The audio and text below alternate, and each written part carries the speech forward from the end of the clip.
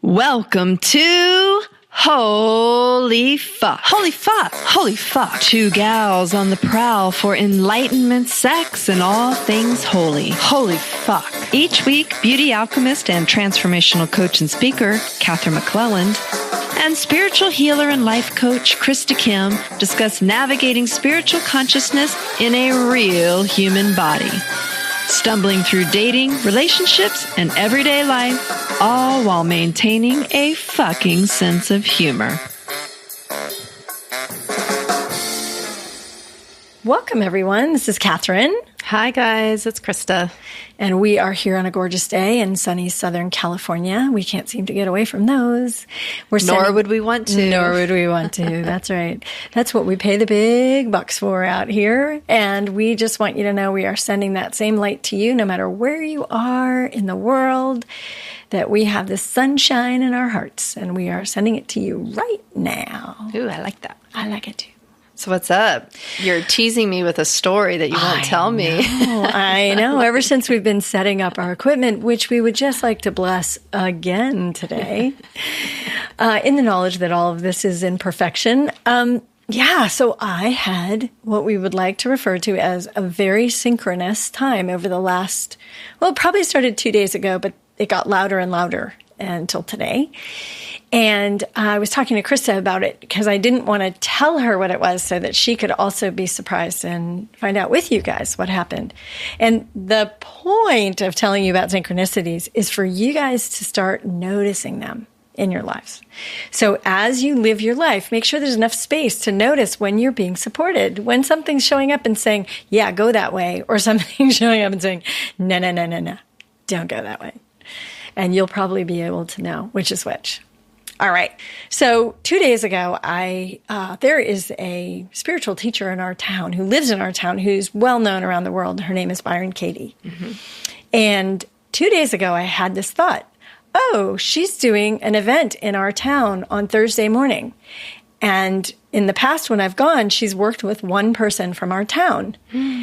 And I thought to myself, wow, I have a big question. I wonder how she chooses people. And I have a friend that works there, and I thought, well, I could call my friend. And I thought, no, that feels a little manipulative or something. So I didn't call her. It didn't feel right. Another sign from somewhere that just didn't feel fit in my body to call and ask, how would I know that? And probably more likely I kind of forgot about it. It wasn't the right energy to follow. So then this morning I woke up, and the minute I woke up, the first thing on my mind was, I wonder how she chooses the people she works with. And I thought to myself, I better be on time today. And that's the only other thought I had. And yet inside my body, I was like, I need to be there today and on time. So I have a yoga class that's right before it. This is so cliche. I have my yoga class before my meeting with the Byron Katie community.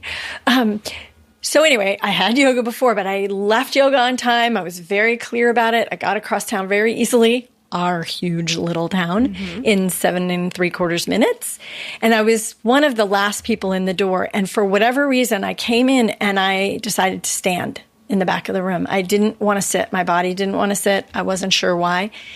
And Byron Katie was standing in the front of the room, and she turned around and walked out of the room and closed the door and then came back in. And she was sort of laughing, and she said something like, I think my body's going to be on the stage this morning, but right now, I'm still standing right here. And it kind of gave me that permission to stay right where I was, which is what I knew I was supposed to be doing, instead of forcing myself to sit down. Right. Because everyone else was coming in and sitting down. And so I just stood by the back door, and then she started asking for questions, and people were asking these great questions from the front row, and she was really focused in the front of the room. And at one point, I put my hand up because I knew I had this question. And then I was like, no, I don't need to ask that question. I put my hand down. And then when she was finished with the people she was talking to, she looked up and saw me in the back of the room and she said, oh, take the mic to her. And I said, well, my hands weren't up. And I was like, my hands aren't up. And she was like, but your hand was up. And I said, yeah. And she said, yeah, so. Wow, you got called out. I did. I was like, holy, it's happening. And so in that moment, as the woman was walking towards me with the mic, I realized that I knew that I was supposed to be in this room. I was supposed to be standing there. I was supposed to be on time. And I had followed all of that guidance. It was just hilarious. And there were so many opportunities for you not to follow the guidance out of, oh, do I really want to stand here? Because everybody else is sitting and you're supposed to sit. Right. All of the rules of, like, why am I standing? And I don't really have a place to stand. And even just if I had stopped to buy a coffee, I would have missed it. I would have been late. So she's walking towards the mic and I'm like, oh, I can't believe I'm going to do this. And so I revealed to her what what my conversation was about, which you can find on Facebook now. It was an 1.5 hour long conversation with Byron Katie on Facebook Live this morning. Oh, wow. In Ojai, California. And my name is Katherine McClelland. And you can find it all over the world now. So while I was there were only about 800 or 900 people listening to it, but it's going to be on Facebook Live, and we have no idea. So are you kidding me? You're not going to tell us what the question is? Seriously? And of course I'll tell you. But it took, so where my question was that no matter how many times I have worked with this one thing, I have not been able to get clear that it's not about the other person. And this has been going on for years. And when I got super clear about it, it's been going on since I was at least 1 year or 2 years old, if not at birth. Right. But it's had all different players my whole life because I've been trying to learn this one thing. And what is the one thing? Please tell us. I will tell you that when I experience feeling threatened, feeling endangered by another person, feeling like I'm not safe or someone else has got like something really weird going on, that the worst thing I can do is get scared and then lose my ability to respond in the situation. I lose my presence, and as soon as I judge the other person, so sometimes it's not like the other person's it's not like they're threatening me all the time. It's just like things are not going well. And as soon as I put it outside of me, I get scared. As soon as I put it outside me, I get angry. So I make up a whole bunch of things about what that could be, and then I drive it down the path and what it does is it ends up coming back to me as trauma, as fear, as the inability to respond. So I freeze, I fight, and then I'm aggressive. And true to Byron Katie form, of course, I get to say things like, he's going to hurt me. And then I get to say things like, I turn it around and I'm hurting myself. Because I was going to ask, what is the alternative to seeing it outside of yourself, just for our listeners? Right. So bringing it back in. And if you know her work at all, you'll understand what this is. If you don't know her work, have fun going and looking at her stuff because it's brilliant. And the point of today was not so much what I learned from this, but how much synchronicity every single step of the way. It was like someone was literally opening the doors in front of me, but it was gentle. I could have made a different choice. It was, here are the doors cracked open. Did you really make the commitment to leave yoga right on time, or are you going to stop for a coffee? Look at all the places where I could have sabotaged the universe and this beautiful, friendly universe that is trying to draw me into a lesson that I have been working on my entire life, that I finally got a huge amount of freedom around today.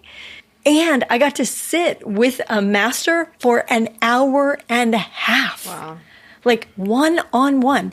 Now, granted, there were 200 people in the room with us and 700 people on Facebook, but in many ways, I was alone with her while I was aware that all these other people were also following their guidance to be there this morning and to be supporting me. At the end, I had these great people that I know in Ojai. They were totally angels. I had one astrologer who was telling me all about the astrology of this moment. And I had people who were just blessing me because they know me.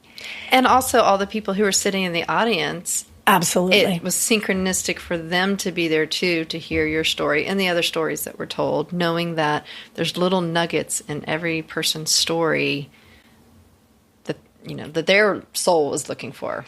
Exactly. And actually, when I left, there were so many women that came up to me and said, this is my story. And one of the most amazing things was how we were all generalizing the story to be afraid and then to be afraid of men. And so this deep, dark story about one human then was massively generalized, which is where racism comes from and sexism comes from and all of these things.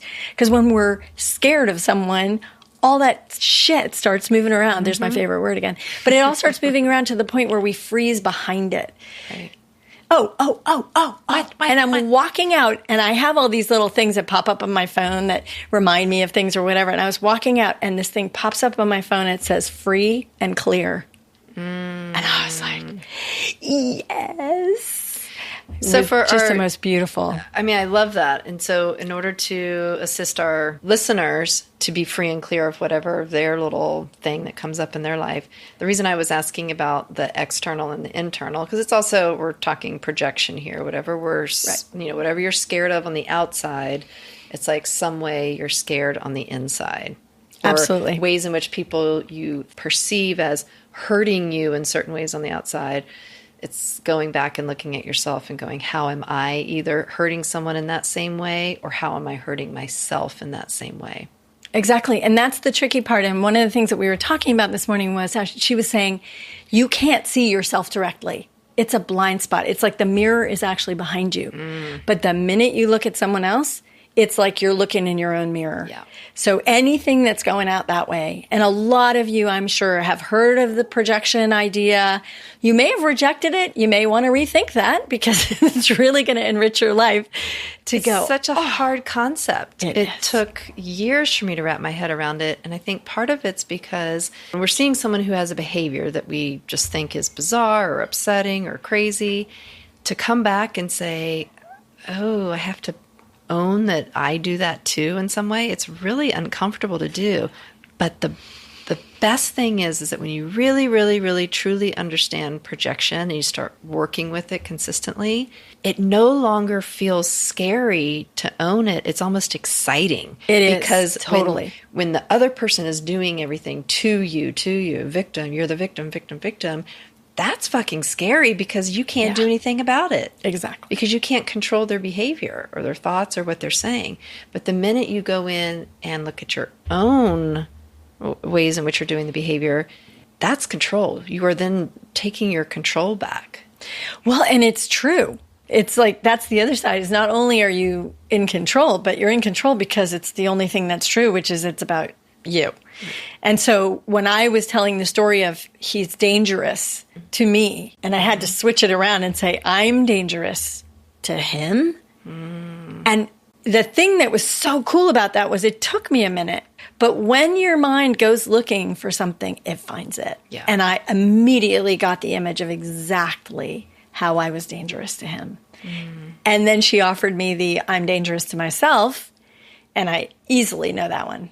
You know, turning my anger inside, tearing up my body from the inside. As we know, I've been working with body issues, physical healing issues.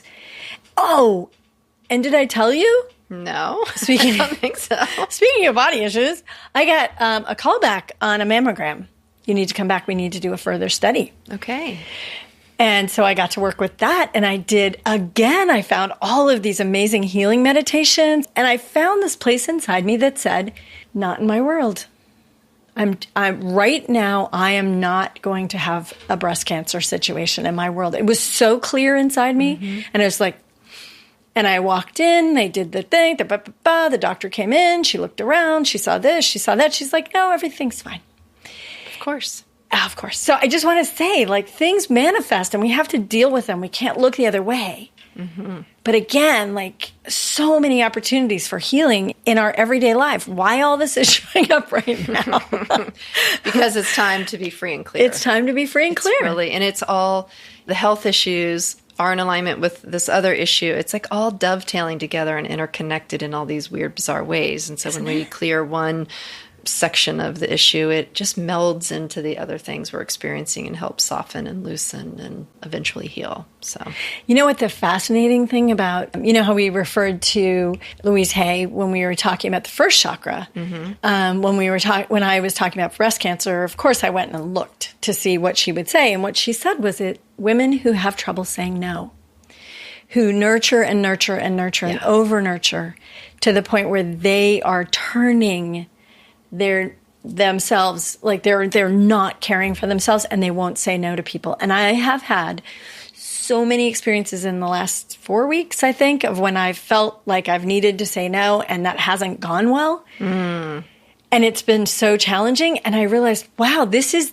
like, that's the beginning of the healing, is me actually taking on saying no, so that when they went in to check, there really was no residual left around the no, because I had just done it. But as you said no in the beginning, it was more challenging. How is it now, though? The thought of saying no. Thoroughly committed to my no. Yeah. And I read this other thing, which, again, so synchronicity, all these things that keep falling into place for me to see and read, to hold this space for me. And the one was, when you start to say no, people will become angry with you. Yes. They are so used to you saying yes that they'll need to do something different. And something different may be big anger. And if it's a projection for them, it's showing them the ways in which they are always saying yes to people. Right. They haven't learned it yet, but it's clearing the way or opening up the pathway for them to begin their journey with saying no, because you're showing them what it looks like. Exactly. They may not like it in the beginning, don't like it. But one day they'll look back at you and be like, oh, I get it now. That's what saying no powerfully looks like. Yeah. And, sometimes we say no like crap. We're just like, no. And that's, I think Brene Brown talks a lot about this. I love her so much. But she's there's saying no in a bitchy way. And then the way she always phrases her no's, it's like she just says it in a way that you just can't even be mad at it.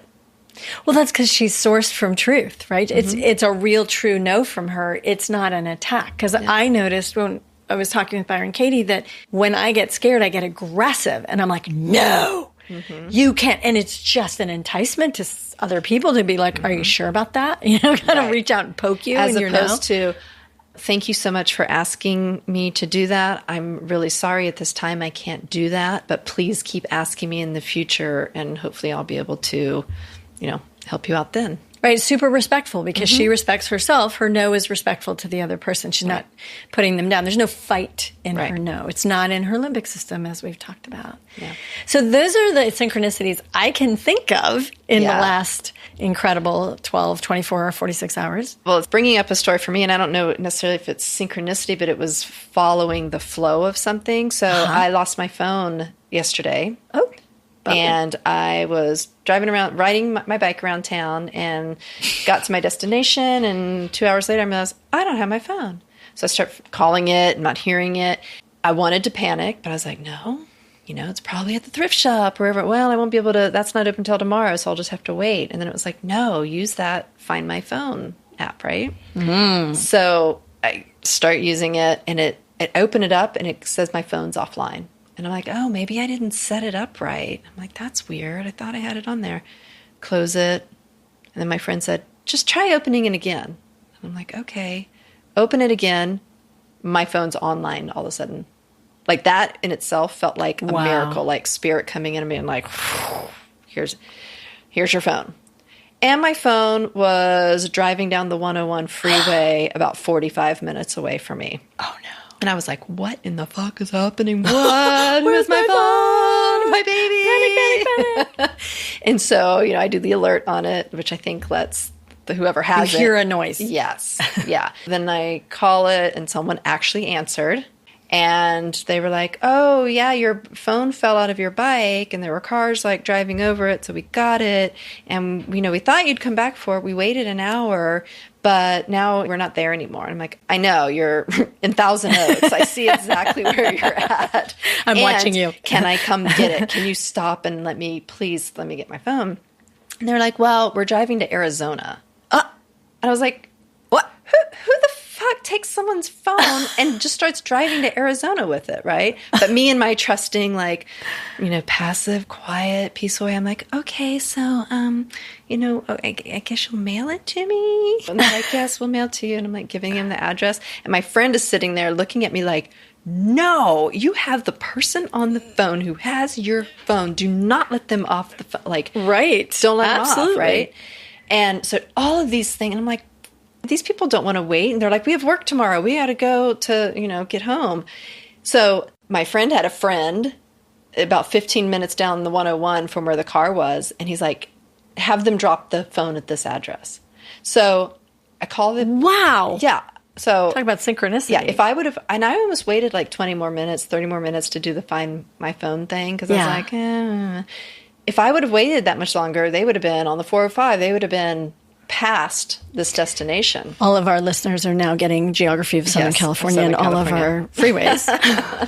And so it was literally like, boom, boom, boom, Spirit given the idea, drop the phone at this house, call the people back and say, please, please, please, I need my phone. Can you please drop it there? It's going to take you longer to take it to the post office than, right. So I'm trying to convince these people. And you could tell they're frustrated. And I'm I hate to ask anybody for anything. Yeah. But I'm also the trusting, like, no, everything's going to be fine. My friend was like, no, these people were driving away with your phone. And they're still driving away. They're still driving. And they could have picked it up off the street and left it anywhere in a store. In our town. They could have said, hey, we found this phone. We need to leave the state. Can you help with this, right? Right. And even if they were well-meaning, it was a hard choice because it was hard for you to get it back. Yeah. And so phone lands at this person's house. And I'm like, oh, great. Now I have to drive 2 hours in rush hour traffic and then 2 hours back to get my phone. And then someone just showed up. They're like, why don't you get the Uber to bring it up? And I'm like, what? So Uber went and picked my phone up and I got to watch my phone coming back up the 101 traveling back to my house. I was like, this is the funniest thing. I mean, it became funny at that point because it was like a short movie. You could do a movie on the traveling iPhone and the journey that it took that day. Yeah. But when it was all said and done and I got my phone back, I was like, wow, I was supported every step of the way with someone coming in with just the exact thing I needed to hear. My personality would have just sat back and let the person drive out of state with it and be waiting to see if they were going to send it to me, right? Right. And my friend was just the opposite, like, no, in those situations, you do whatever it takes. You beg, you pull out every card, please. I'm a mom, that coming up in the street, I'm a mom, I need my phone. My kids can't reach me. I don't have my phone. So it was like perfect how it all worked out. But my friend was spinning out like, oh, and I was just like, just the opposite. Well, it's great because your friend got a hit that it needed to be handled differently. Mm-hmm. And yet, because of that, got really attached to it and wasn't able to kind of process that on a really like a level without anxiety. Mm-hmm. But once you actually got in charge of taking care of yourself, you didn't have to have all that anxiety about it. And then your friend probably calmed down too. And once you actually took action that felt aligned. And so I just think the point we're trying to make today that's so fascinating about all this, I just spit. Sorry. Yummy. Gross is what I meant.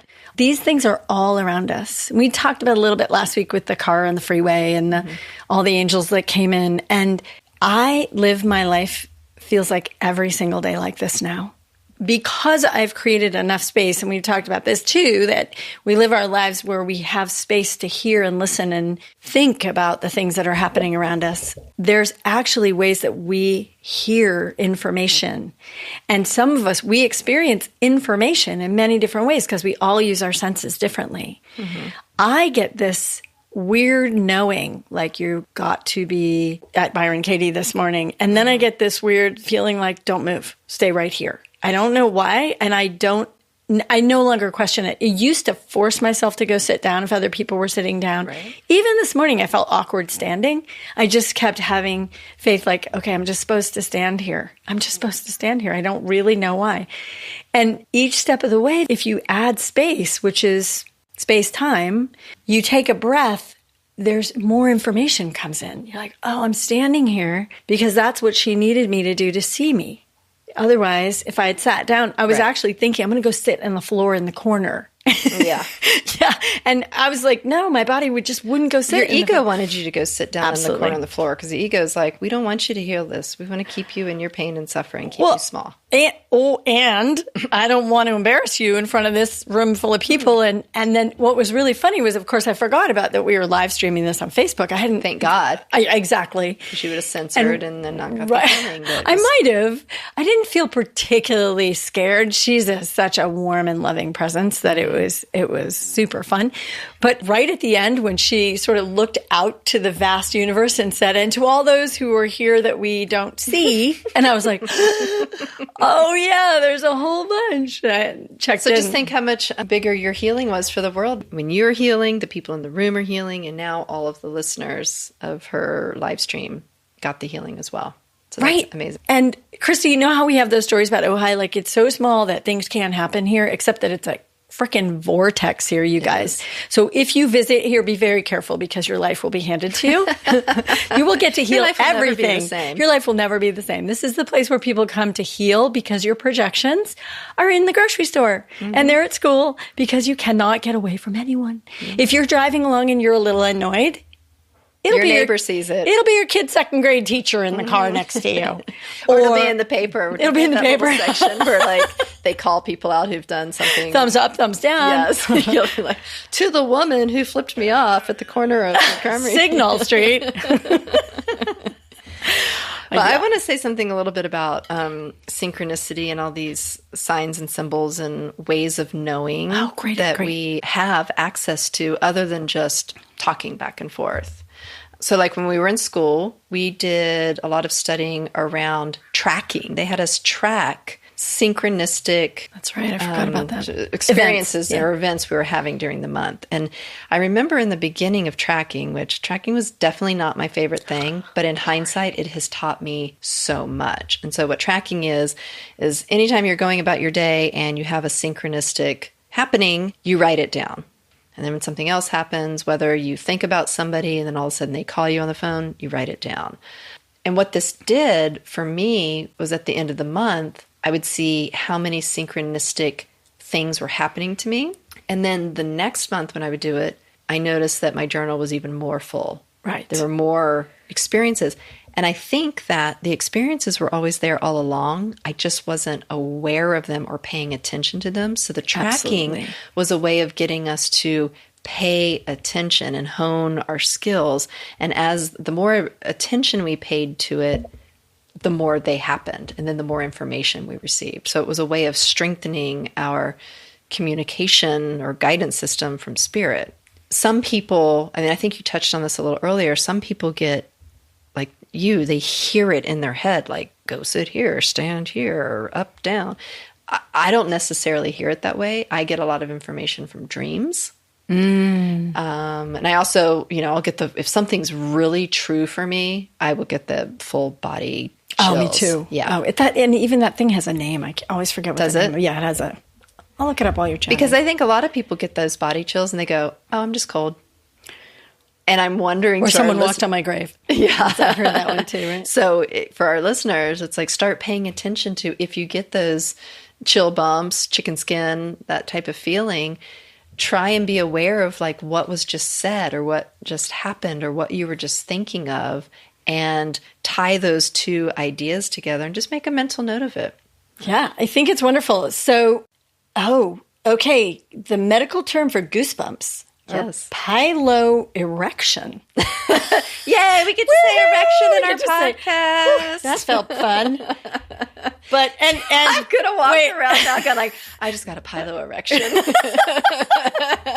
Wait. And it gets better. Horripilation. Horripilation. Horripilation. Wait, Hor with the WH? No, it's just an H, but it sounded funny anyway. I liked it better. Horripilation. So pilo erection, horripilation. I love this so much. And cutis and Serena. I'm probably saying this all wrong, but it's hilarious. Anyway, so I agree with Krista. I get those big, like, full body goosebumps. Yeah. And if it's a big happens, it just keeps waving through. Even sometimes when I just meet somebody, like all of a sudden it'll just land. Or when an idea shows up and two of us are thinking the same thing, we both go, what? And we realize, and then... Ooh, that meeting thing when we meet people, for me, when I get those body chills, it feels like a past life recognition to me. Like, ooh, I know you from somewhere, or there's something here. There's something here. Yeah, and I don't always have a clue what it is. It doesn't mean romantic or soulmate or anything like that. It's just like, oh, either there's you've a done this connection before here. or there's something for me to pay attention to here in the conversation or, Right. And what we're saying to our audience is really have fun with this, because it's actually super fun to begin to feel the sense that you have so much more sensory input than you think you do. Mm-hmm. And whether you believe in angels is not the issue. Whether you believe in guides and all the other stuff that healers use to heal with, because we need more information than the five senses. We're trained to do that. It's within the realm of normal human behavior, even though we call it paranormal, which is kind of like normal. Well, I feel like it's where our species is going to. Absolutely. And so the people who are accessing it right now are just a little further along on the spectrum of learning. Like they are, I don't want to say evolved, but I feel like all of us are going there as like the superhuman. It's in our DNA to tap into this other world. You know what I sometimes see too, Krista? It's almost like the people who have more access are ones who have let go of the structures more. So it's not like you're better or worse, but you've let go of the more quote unquote worldly structures that tell you everything is three-dimensional. And you're like, well, what if it was five-dimensional? What if, and you ask more questions and you have more inquiry, because each time we let ourselves be affected by synchronicities, we let ourselves, what is that great Marianne? Well, you're opening the portal Marianne to your William? fifth dimension. When you start opening up to Absolutely. your other senses, you're not buying into the three-dimensional paradigm. You're saying, oh, I don't necessarily know exactly what the fifth dimension is, but I'm willing to explore it. I'm willing to open my mind to the possibility that I can access information from a different source. Absolutely. And there's that quote, and I was just going to say it's Marianne Williamson, but I actually don't think it is, and it could be as simple as Einstein as far as I can remember right this minute. And I'm sure we could look it up. But the quote is, the choice is to live life as if everything's a miracle or nothing's a miracle. And that is quite a choice. And basically when we're talking when we're talking to you about synchronicities, we're talking about miracles, right? But think about it that either everything's a miracle or nothing's a miracle. And if you're living in the middle, sometimes it's a miracle and sometimes it's not, then you're closing off the full potential.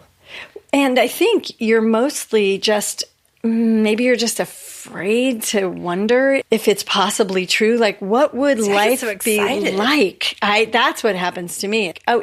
I think it's Albert Einstein. I'm looking this up because I can know how to use Google, you guys. Girls and guys, gals and guys. Like if I just thought we were all three-dimensional beings, I'd be so bored. Okay, here we go. Yeah, here it is. There are only two ways to live your life. One is, though, nothing is a miracle. The other is, though, everything is a miracle. And I won't go into the rest of it, but it is Albert Einstein. And he is one of my favorite people to quote because his brilliance was his brilliance beyond learning. He was an expansive force in the universe, and he saw, and I don't know if he saw it like imagery or he saw it as an experience of mental space or he felt it or whatever senses he used.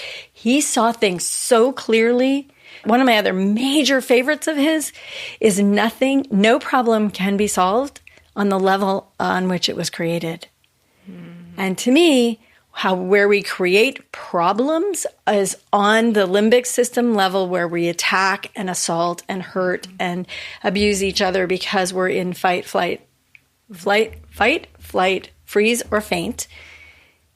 And when we switch over to that other consciousness, Which is also a higher perspective. It's coming above. We call it a higher perspective. Right. It just gives us the field, right? It's the access point to everything else. There's no problem there. So the problem doesn't actually even exist in that field because whatever it was dissolves into a different thing. Even if there's a conversation that still needs to happen between two people that were fighting, like my experience this morning, was once you own the projections, once you have this higher field opening, you really realize that all the work is being done inside yourself, and it's all about letting go. And then that other person can stop showing up in that way to be your trigger and whatever they were doing, they just float off into the universe. And if they're still doing it, they'll find other people, and they may stop doing it too, because you might have been the only reason they were doing it and the only person they ever did it with. So this could be a true possibility. I got to tell you that sitting on that big chair next to Byron Katie this morning was one of the most humbling experiences, because I have to go all the way into my ego and admit that I'm blaming someone else for my experience. And that's something that I actually pretend like I don't do. And this morning, the only way I could have all the upset that I was having and the fear that I was having was to actually admit that I had it all outside me on someone else. So to do that in this massive audience. So brave. It was quite an experience. And at one point, I really said, wow, this is humbling. And even that comment was from my ego. It was really funny. And luckily, she let me off the hook and didn't pounce on that one. I was like, oh my God, don't pounce on me. Katherine can't take another pounding today. No, she can't. Even though she's has a vagina health these days, she still can't take another pounding. She does not pound at all. She's absolutely gracious and loving. And I'm so glad you got that experience. Thank you. Me too. Very, very strong, big experience. And I'm so glad we had a chance to talk to you guys about synchronicity. And we would love it if you would track. Our whole point in life is that we want everyone to stop suffering and everyone to enjoy their lives more. Everyone to have more peace and happiness and joy in every moment. And access. We want you to be aware that there's more wisdom and love and a higher place to access that will bring more peace to what we are experiencing down here in the human world. Absolutely. And that we actually will begin to integrate it so much that we won't have two separate worlds. Yes. And that someone like the Dalai Lama, someone like Byron Katie, someone like maybe Eckhart Tolle, maybe a few of the other people we know on this planet actually are achieving that, and we can watch them achieve it. And it is so inspirational. And it's available to all of us. And for the time being, yours truly and the beautiful girl sitting across the table from we're still working on it. Yes, we are. With you. And we love you very much. Thank you so much. Go out in the world, spread the love. Woohoo! And we'll be here with you again soon. Bye, everyone. Bye, everyone. Bye, Krista. Bye, honey. We want to connect with all you lovers of sex, spirituality, and all things holy. But unfortunately, you've got to make the first move, baby. That means heading over to holyfuckpodcast.com to find our new episodes and all the juicy deets about Katherine and Krista. You can also follow us on Facebook, Instagram, and Twitter at Holy Fuck Podcast to get up-to-date info on our new episodes and current happenings. And if you are seeking a more one-on-one experience, check out Katherine's offerings at katherinemclellan.com and visit Krista Kim Coaching to see what's shaking in Krista's world.